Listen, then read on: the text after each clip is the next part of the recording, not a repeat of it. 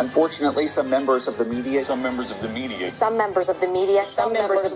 use their platforms to push their own personal bias, and agenda to control exactly what people think. This is extremely dangerous to our democracy. Today, the Justice Department opens a criminal investigation into the leak of Pentagon documents. Johnny, these sensitive documents that have somehow leaked from the Pentagon, you seem to have hit upon some sort of a theory that no one else has thought of. Well, it's not my idea entirely, Johnny. It was hinted upon in some of these bloody news broadcasts.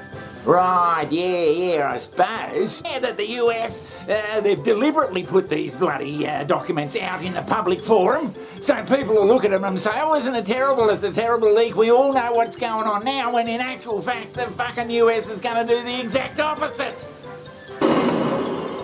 Johnny, do you actually believe our worldwide audience out there is going to stomach the fact that you think this fucking thing was a deliberate act? That the US leak poses a serious risk to relationships with US allies and military options in Ukraine, but there is also a concern from Ukraine that the documents may have been altered or may be part of a misinformation campaign.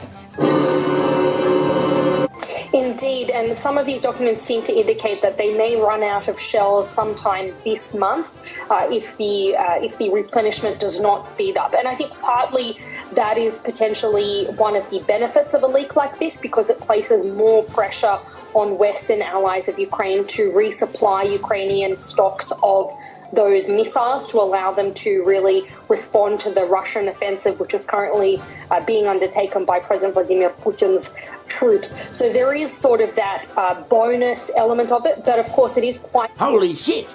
So you think this is a deliberate bloody disinformation campaign done by the US government to deliberately deceive everyone? The exact opposite, well, most of it. This sort of thing was done in World War II, Johnny. It was the art of deception. Like the opposite to what?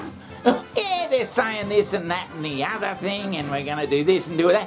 But it might be all part of a bloody plan. Also a concern from Ukraine that the documents may have been altered or may be part of a misinformation campaign. Johnny, I think the US is too fucking dumb and stuck up to come up with a bloody plot. Now I know the US seems too fucking dumb to come up with something like this on its own.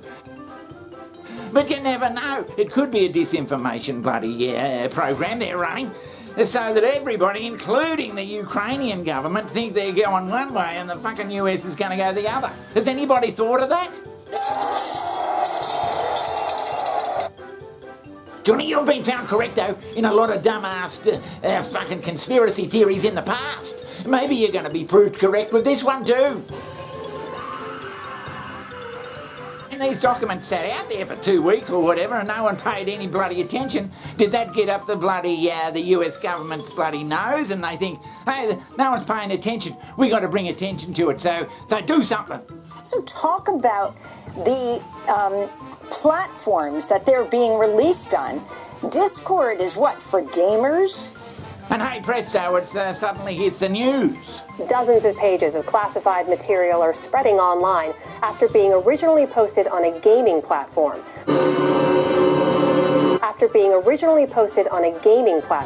Johnny, do you think we're all fucking idiots? You have the right to remain silent.